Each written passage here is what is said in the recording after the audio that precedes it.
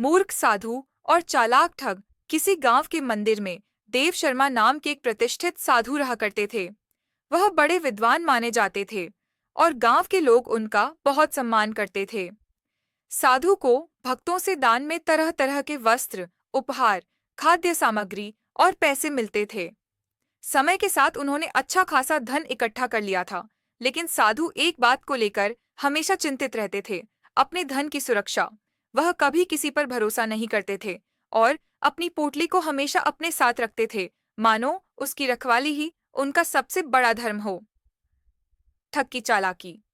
उसी गांव में एक ठग भी रहता था, जो लंबे समय से साधु के धन पर नजर गड़ाए बैठा था।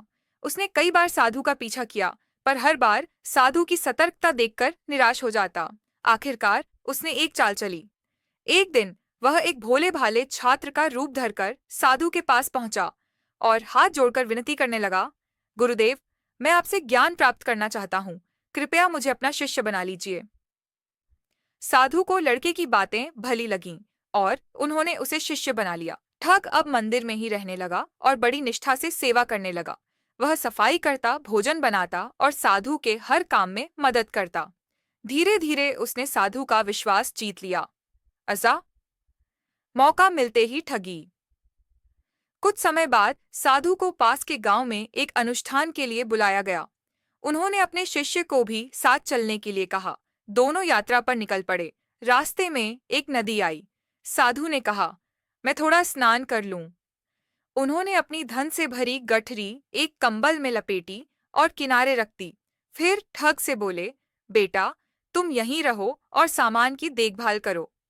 बस ठग तो इसी मौके की तलाश में था। जैसे ही साधु पानी में उतरे, वह झटपट गठरी उठाई और भाग निकला। जब साधु नहाकर लौटे, तो उनका शिष्य और उनकी गाढ़ी कमाई दोनों गायब थे। शिक्षा। किसी की मीठी मीठी बातों में आकर तुरंत विश्वास नहीं करना चाहिए। हर किसी को परखने में समय लेना चाहिए, नहीं तो धोखा खाने की नौबत आ सकती है।